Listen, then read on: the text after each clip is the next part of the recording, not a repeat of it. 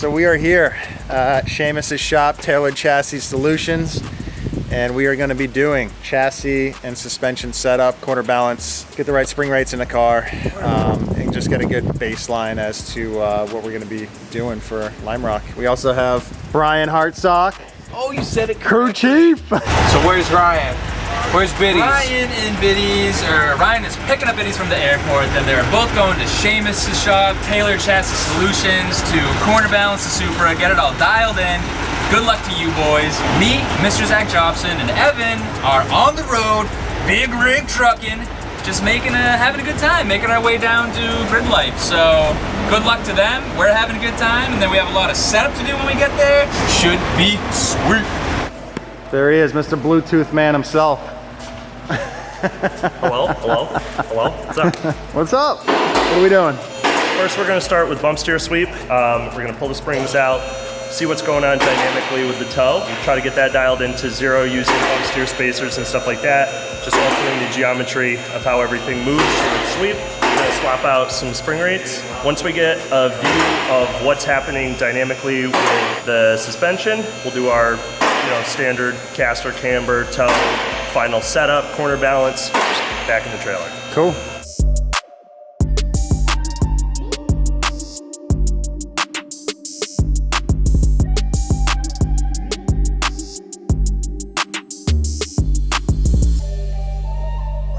All right, we got wiring guy in here. We got the dash out. So this is actually just the dyno harness that John Reed had made for us to dyno the engine in England for Judd. We're gonna be redoing the entire the entire engine harness later this winter. So Biddies is wiring in the brake pressure sensors into the ECU right now, so we have a little bit better data, and we can dial in the the pedal box a little bit better, kind of see what our pressures actually are, since I am still new and kind of developing my skills behind the steering wheel for grip racing. This will definitely be a huge helping tool for us. E.T., how's the toter? Toter is totering. Look at this view, boys. Farmland. Man, it is corny around here. Oh, buddy guy over here. We got the boys underneath the car, bump in the rear, Wisefab suspension. Pretty pumped with what they just adjusted on the Wisefab.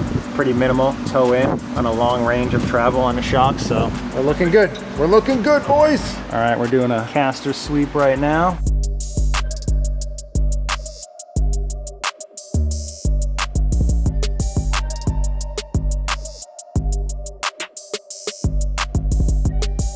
We got Biddies in here right now. She's a little bit heavier than me, but the crossweights are already looking good. Gonna get me in there in a minute, and we're hoping that number grows to about 49.9, 50, 50.1. All right, give me the dirty. Overall, it's good. I mean, here's the thing, like, we don't know enough. You know what I mean? You got, 6 laps at Gingerman, aero issues, putzed around trying to do no aero, but the spring rates weren't set up for it.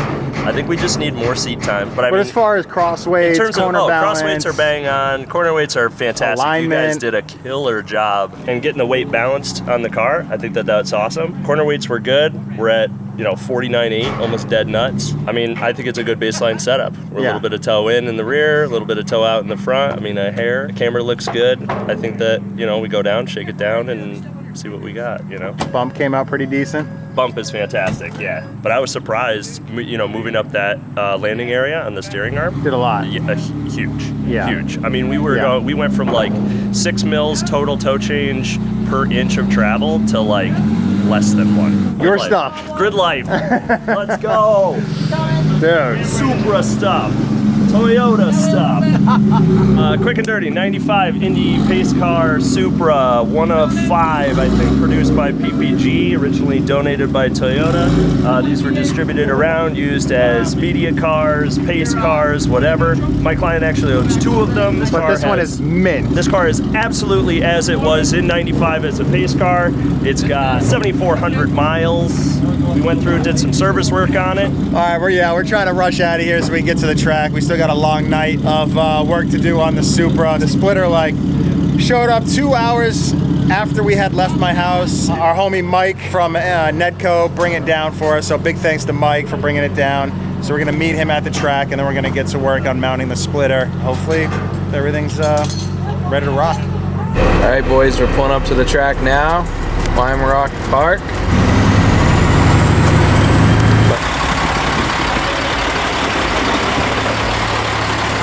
This is like the Formula Supra again. Stainless cords, yeah. Yeah. All right, just let it go. Stay nice and Straight across. Yeah. Get to shine in this thing, would you?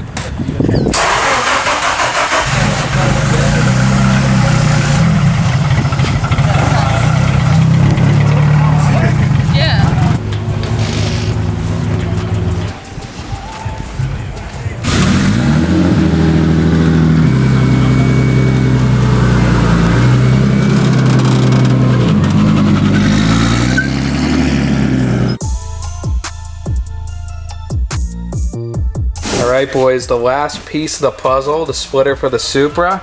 Our boy Mike picked it up. One piece. Yes, sir.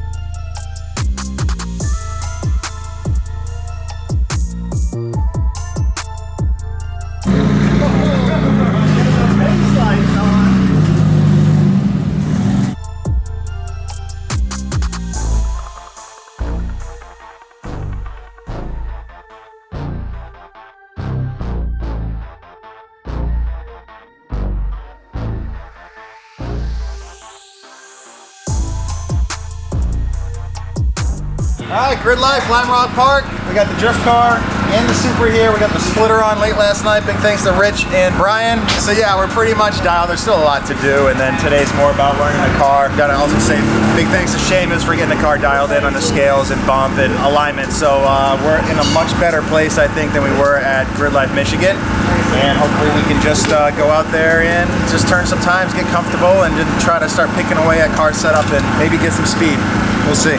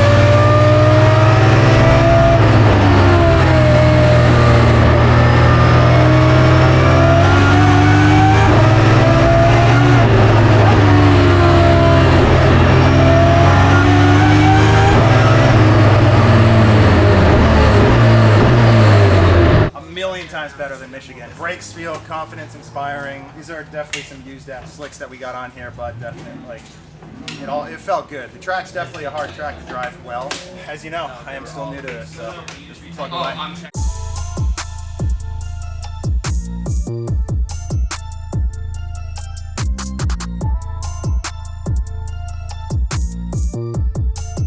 Alright, so not too many changes in the car. We just had to check a couple things, just see how it's performing, check temperature on the rotors, the tires. We just had to tighten the bearing real quick, add some fuel, we should be good to go. We also tightened up the front rods on the splitter to make sure that it doesn't come down with the downforce. So let's get some fast lap times.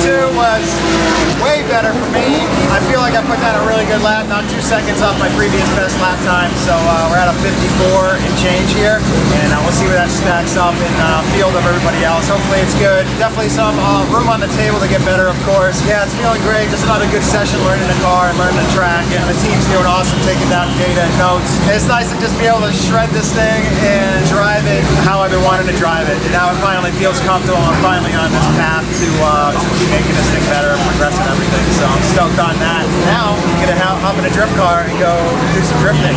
Double duty.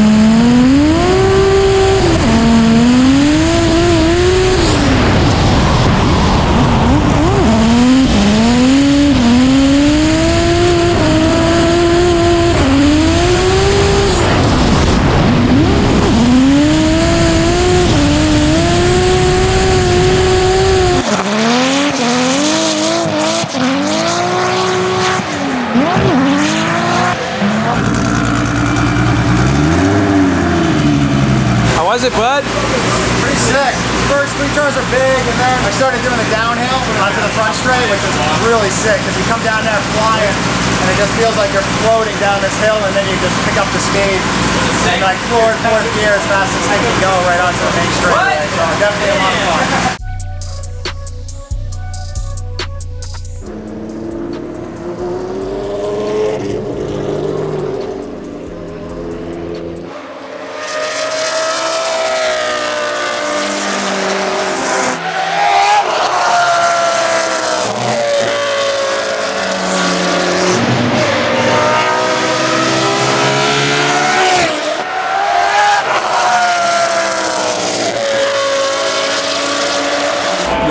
Small changes before the last session, basically to get the front of the car in check.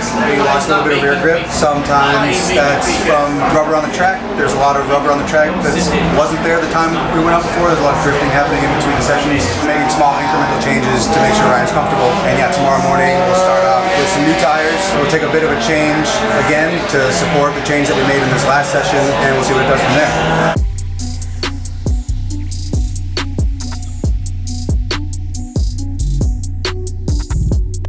Good morning, Richie.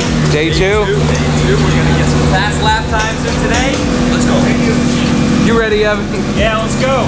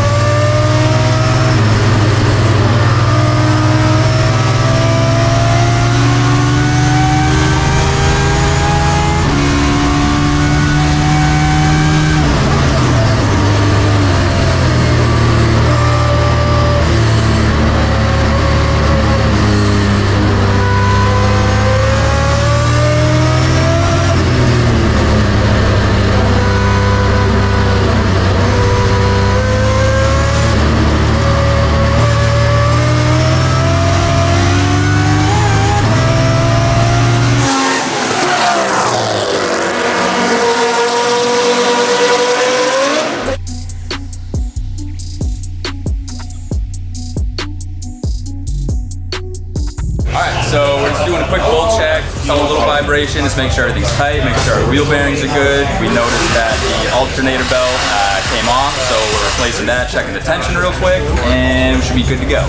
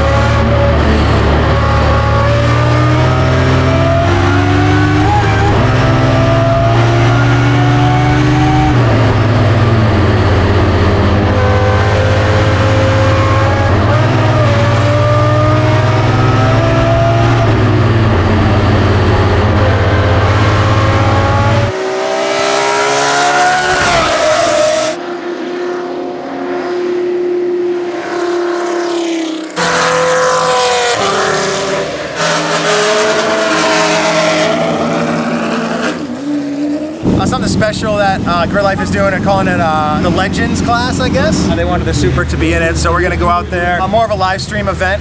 So I think they're gonna talk about the car, and then we're gonna head out there, do an out lap, just do 2 hot laps, and then come back into the pits. So just something cool to showcase some of the really cool cars that are here. We'll go out there and use it as solid test time before our last session of the day.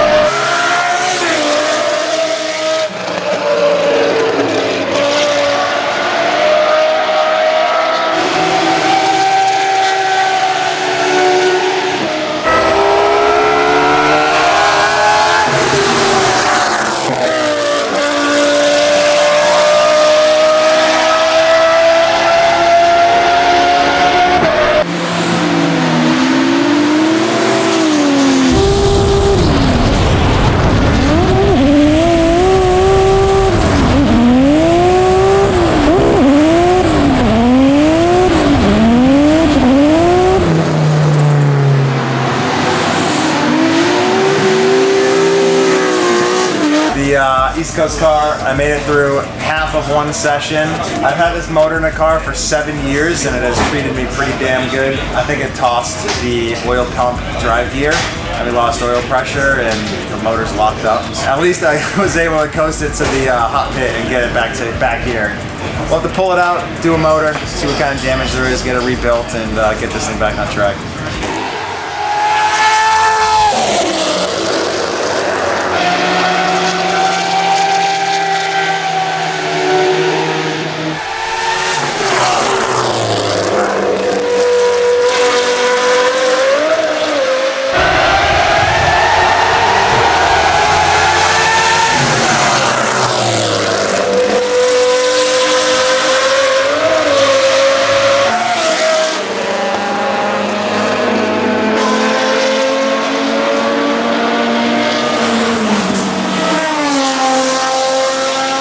his second time attack event ever. Not known as a time attack driver, but he is now. Ryan Tuerck there with the 53.403.